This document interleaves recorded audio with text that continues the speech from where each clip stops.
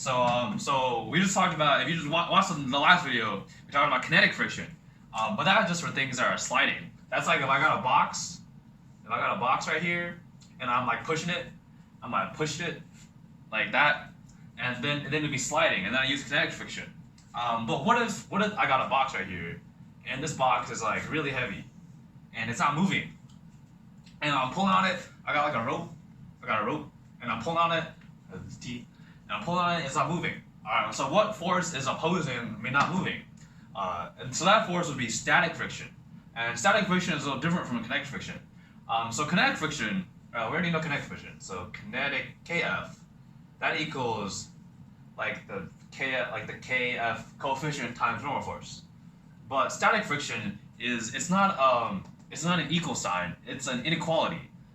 So SF would be less than or equal to the coefficient of static friction times n.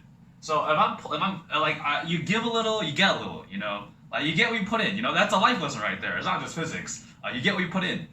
So if I tug on it like a little bit, if I just pull on it like I'm like not really putting much effort in, then the box is not going to move that much, and the static friction will be smaller because it's just trying to match how much I'm pulling on it.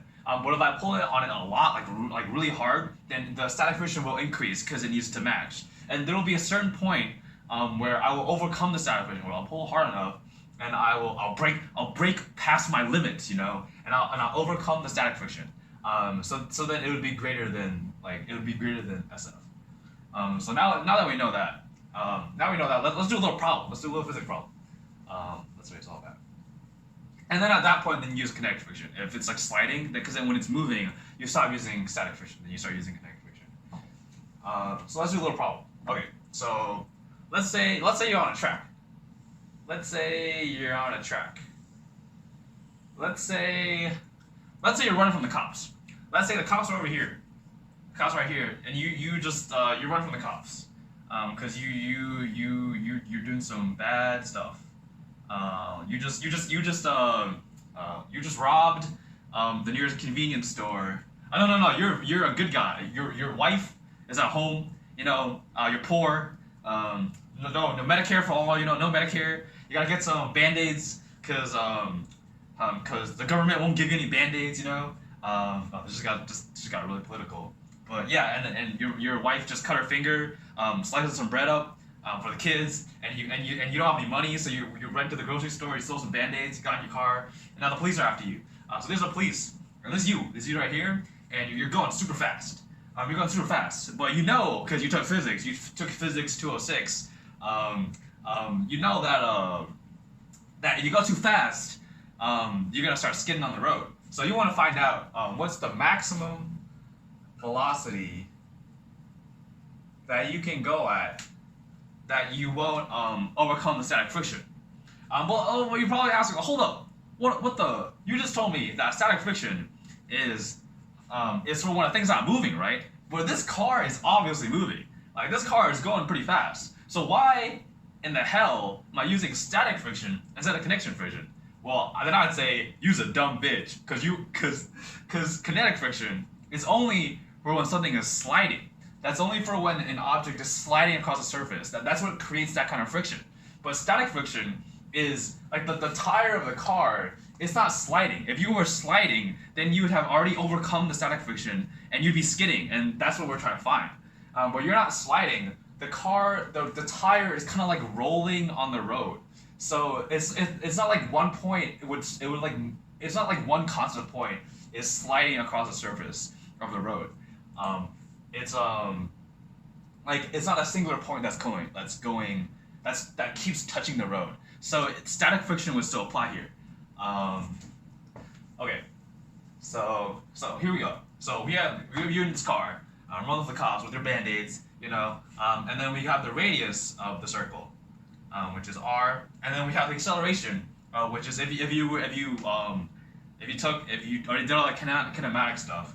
And the acceleration is an inward acceleration. It's accelerate inwardly. And from that, we also know that the only force acting on this car in terms of getting it to move is kinetic friction. I mean, shoot. scratch that. Is don't pretend I didn't say that. It's static friction. The only thing that's affecting this car is SF. So the force would be static friction in this direction. And okay, so now what do we do next? Now you gotta draw a free body diagram. But it's kind of weird because okay, I'll draw this is from a top-down view. So this is your little car.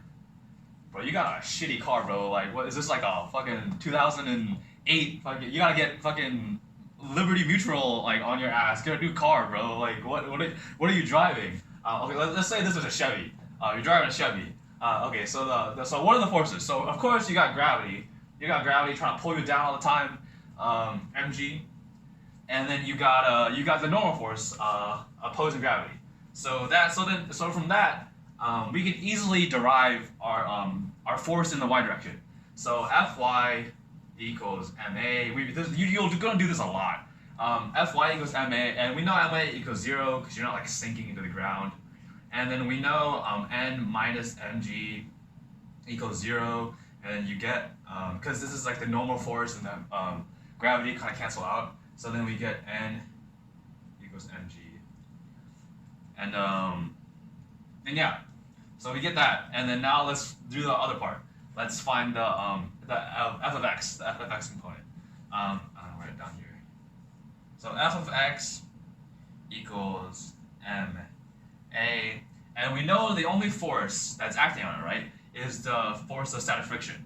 That's kind of pulling it inward. So I'm just going to replace this f of s with sf, static friction. And we know static friction is the coefficient of static friction times the normal force, and that equals ma.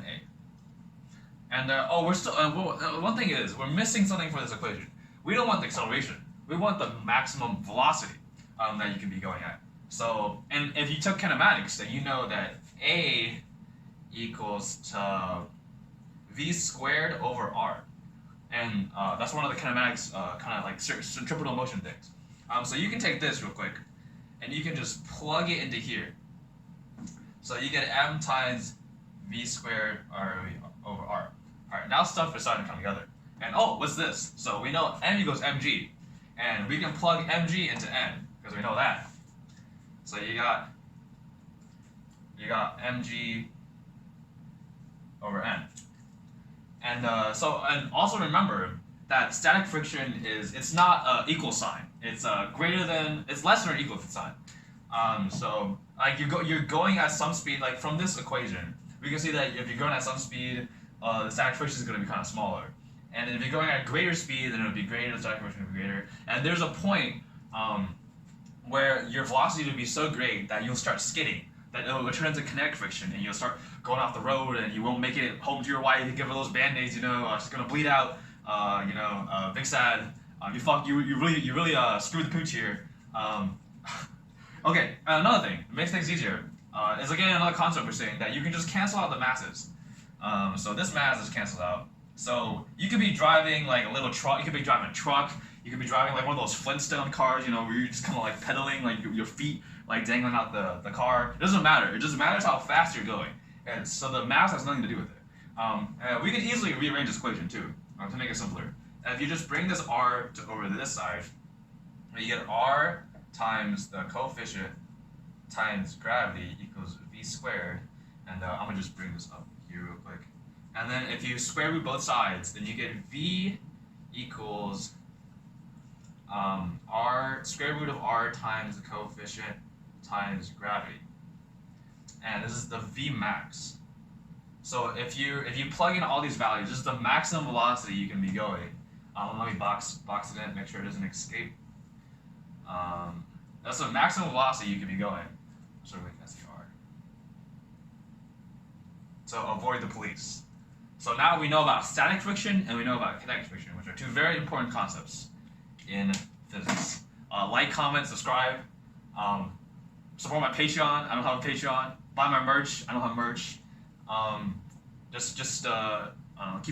Keep living. Okay, bye.